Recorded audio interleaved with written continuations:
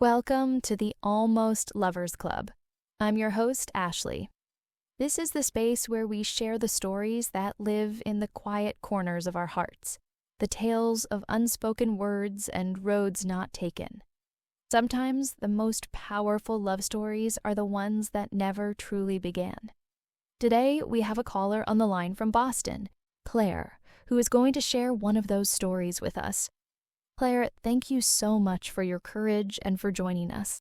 Hi, Ashley. Thank you for having me. I've been listening for a long time, and I just felt like I needed to talk about this somewhere. We're so glad you did. This is a safe space. Why don't you start from the beginning? Tell us about Andy. Andy, yeah, we met in college at UNC.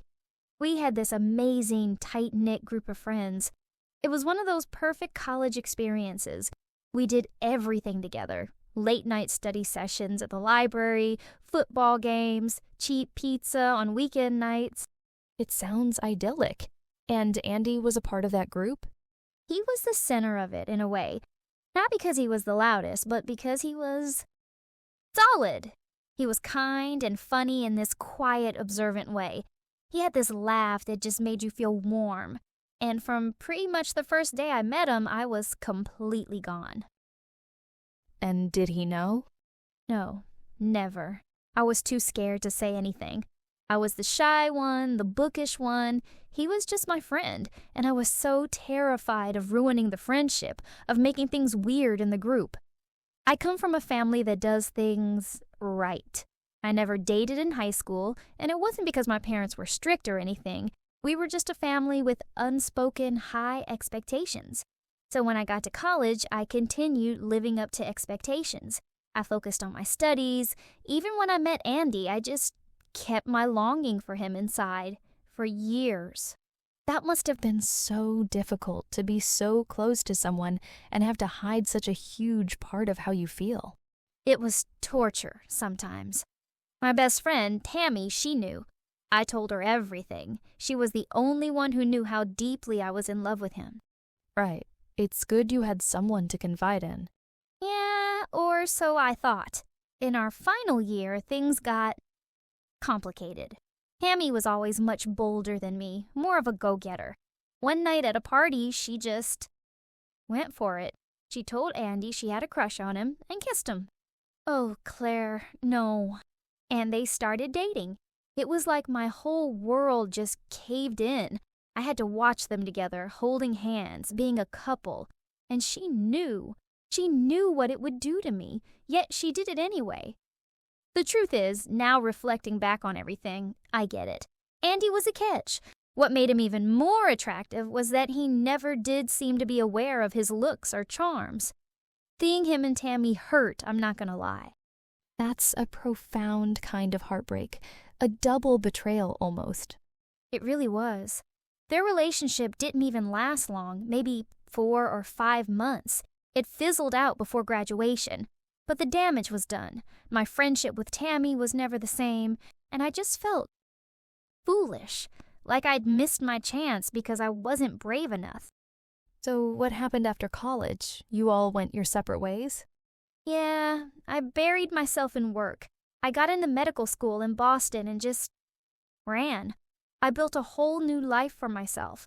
I'm a doctor now, I have a great career, I have a boyfriend, Peter, who's great. I dated before him, but I never really let anyone in. Not in the way I would have let Andy in. And what about him? Do you know what he's doing? That's the hardest part. I'm originally from Durham, not far from Chapel Hill. My parents still live there, so I go back a few times a year to visit. Andy, he stayed. He runs the auto garage his dad used to own. I heard his dad had a stroke not too long after we graduated, so him and one of his younger brothers now run the garage. His brothers were much younger to take over at the time, so he did. I guess he just stayed. I wasn't surprised, though. That's the kind of guy Andy is. He always had a deep sense of family and loyalty. Wow. So he's right there. He's right there. And every single time I drive home from the airport, I have to pass it. I always slow down. Sometimes I see him outside, talking to a customer, wiping grease from his hands with a rag. He looks older, of course, but he has the same smile and rugged look. How does that feel, seeing him like that? It's this overwhelming wave of regret every time. It just washes over me. I'm a doctor. I save lives. I'm confident in every other aspect of my life. But when I drive past that garage, I'm that 19-year-old girl again, the one who was too afraid to tell the boy he had a great laugh that he was the only thing she wanted.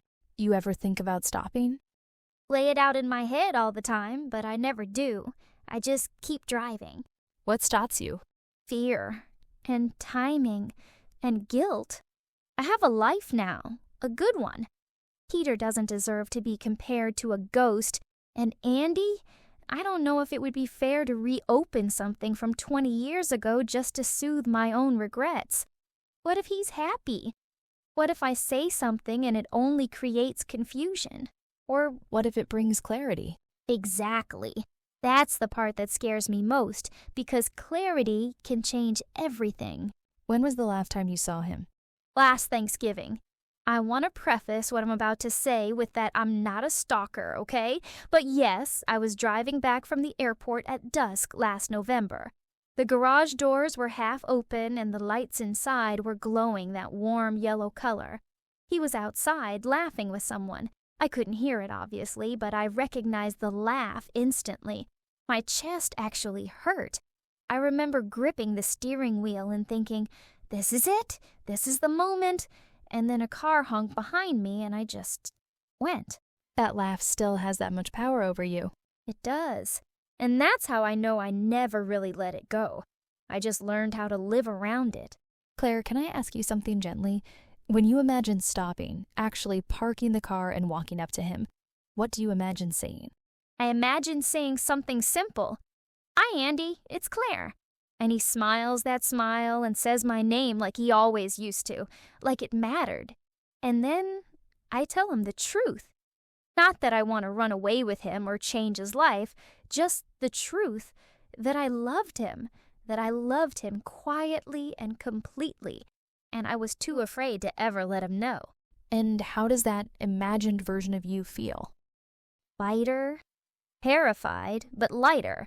Like she finally gets to put something down she's been carrying for decades. It's powerful. I don't know if I'll ever do it, but lately I've been realizing something. The regret isn't just about Andy. It's about the version of myself I abandoned. The girl who wanted something and didn't believe she was allowed to reach for it. That's such an important realization. Sometimes the love story isn't about the other person at all. It's about the relationship we had with our own voice. Yes, exactly. I think calling in tonight is maybe a first step, saying it out loud, letting it be real, even if it never becomes anything more than a truth that exists. I'm really honored you chose to share that truth here. Thank you, Ashley, truly. I didn't realize how much I needed this until now. Before we let you go, I want to ask one last thing. When you drive past that garage next time, whether you stop or not, what do you hope you'll feel? Compassion for myself. I spent so long judging that younger version of me for being scared. Now I just want to thank her. She did the best she could with what she knew at the time. That's a beautiful place to land. Claire, thank you for your vulnerability, your honesty, and your courage tonight. Thank you for listening. To everyone listening, how many of us are carrying a love that never had a name? A moment we replay at red lights. A sentence we never said because the risk felt too big. Sometimes the story doesn't end with a kiss or a reunion.